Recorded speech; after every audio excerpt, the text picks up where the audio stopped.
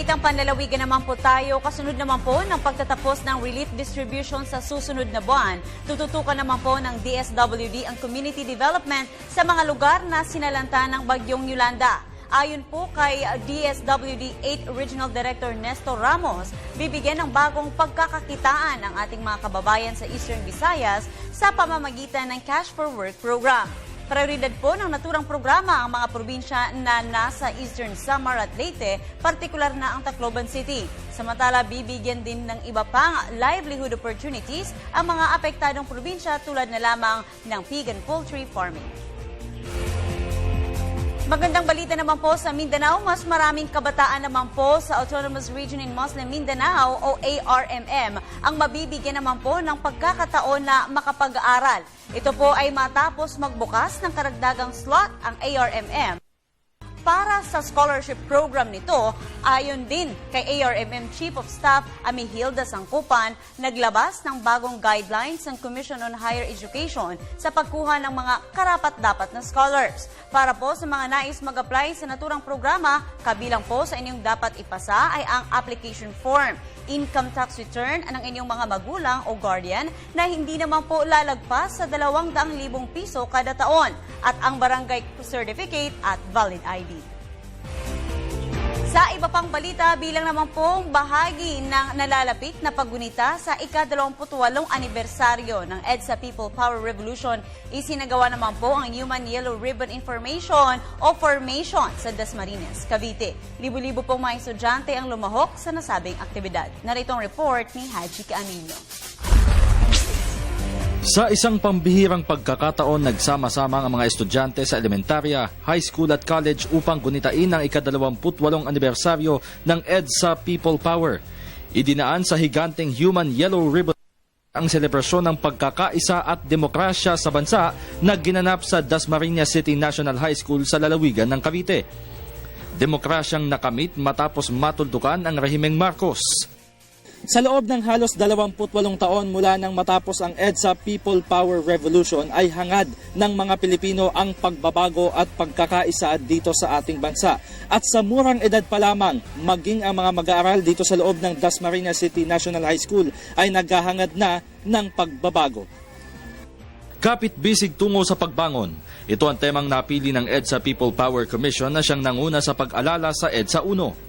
Sinisimbolo nito yung pagsama-sama ng ating mga kababayan para sa pagbabago, tulong-tulong para sa pagbabago. Lahat kami ay makikiisa sa programa ng gobyerno para sa pagbangon ng Pilipinas.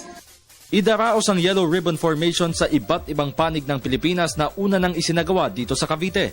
Ayon sa pamunuan ng EPPC National, mahalaga ang pagsasagawa nito upang mamulat ang kaisipan ng mga kabataan sa lugan ng dilaw na lasong ito. Yellow ribbon is symbolism of hope, di ba? Yung pag-asa na ang mga Pilipino magiging isa. Katulad ni sabi Sir Alex kanina, pagbabago sa pananaw ng bawat Pilipino, lalo ng mga kabataan.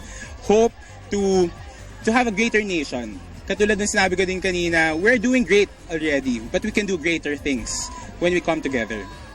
Ang mga estudyante namang ito sa elementarya at high school, bagamat mga bata pa, ramdam na daw ang pagkakaisa ng matapos ang ribbon formation. As a youth representative, naniniwala ako na yung mga kabataan, sa tindi ng paniniwala natin, we can make a miracle. So yung impact na nangyari kanina, it's a miracle eh. Sa darating na Abril ay magsasagawa din ng nakapaninindig balahibong Yellow Ribbon Formation ng EPPC sa iba't ibang bahagi ng bansa kung saan inaasahan ang paglahok ng libo-libong kabataan. 28 taon na ang nakakalipas. Ngunit hanggang ngayon, nakatatak pa din sa puso at isip ng bawat Pilipino ang isang kasaysayan. Kasaysayang nagbuklod sa mamamayan at ang naging simbolo ng tunay na pagbabago. Para sa Telebisyon ng Bayan, Haji Camino. Samantala, 20 bus naman ng Antonina Lines na nasangkot sa banggaan sa Camarines Sur suspendido na. Dahilan po ng aksidente, patuloy na inaalam pa ng mga otoridad. Ang detalye niyan, alamin natin mula sa aming kasama si Grace Rifa Masimando ng Radyo ng Bayan Naga. Grace, marahay na hapon sa iyo. Magandang hapon, Princess.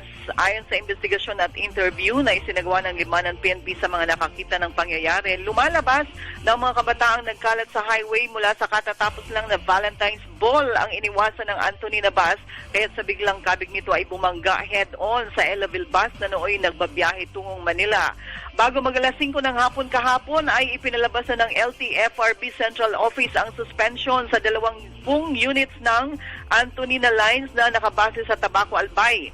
Bumibiyahe ang lahat ng ito patungong Manila, Bicol and vice versa. Ang 2 drivers ng mga bus na ito kasama ang 2 konduktor at isa pang pasahero. Hanggang ngayon ay nasa mga ospital pa rin ng Naga City at Camsur ang 50 mga pasaherong sugatan at napilayan. Kahapon din ay agad nagsagawa ng random inspection sa lahat ng mga bus terminals ang LTFRB sa Camsur at sa Camarines Norte. Ilan sa mga nakitang pagkukulang sa mga sasakyan ay ang putol na mga seatbelts, kalbong mga gulong ng bus at sira-sirang mga upuan. Radyo ng Bayan Naga, Grace Fama Simando para sa Telebisyon ng Bayan. Maraming salamat sa Grace.